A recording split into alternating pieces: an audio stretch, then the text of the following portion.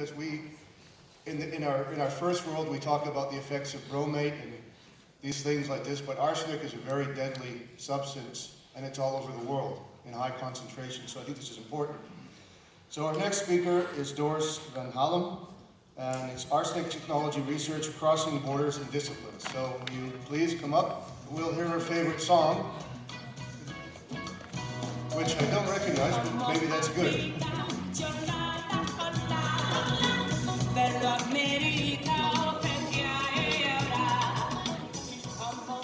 Thank you. I thought of not walking too fast, otherwise it's such a short introduction, musically wise. This was Angelique Kidjo.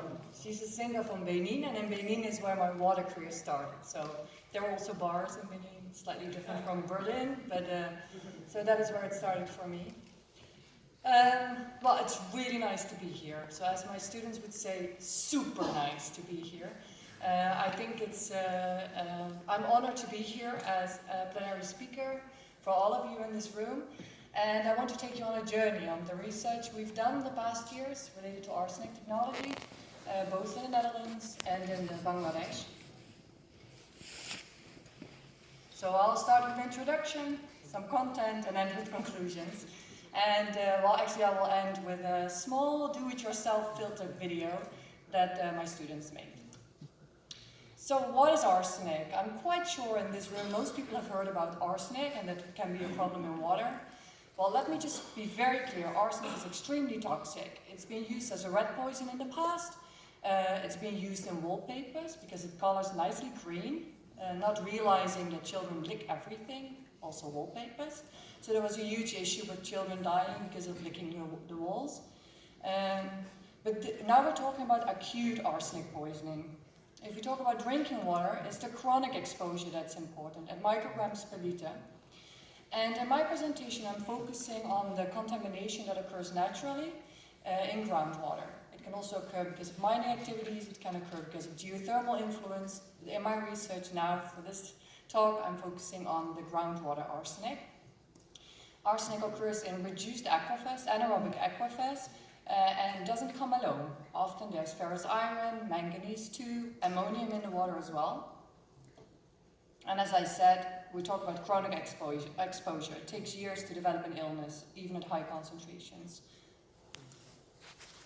So the most famous example, unfortunately, of arsenic poisoning is Bangladesh. On the left for you, you see the first survey that had been done by the British Geological Survey alongside the government in Bangladesh, DPHE. And they investigated over 3,000 wells in the country to assess the scale of the problem.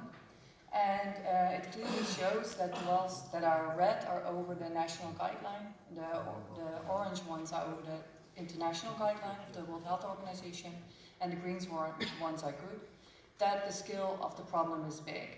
On the right, there's another survey, almost a decade later, where they sampled not the direct wells, but the water containers of which people were drinking. So this is the true drinking water survey, and over 20,000 samples were taken. It shows a different map, but it also shows that still between 50 and 60% of the population doesn't have access to safe water, mostly related to arsenic.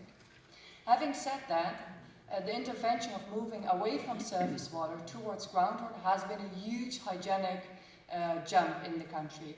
Before people were drinking from the ponds or the local rivers, meaning a lot of problems with the child deaths. And so there is a new problem now, but I want to point out that this problem, if you look at the DALIs, is smaller.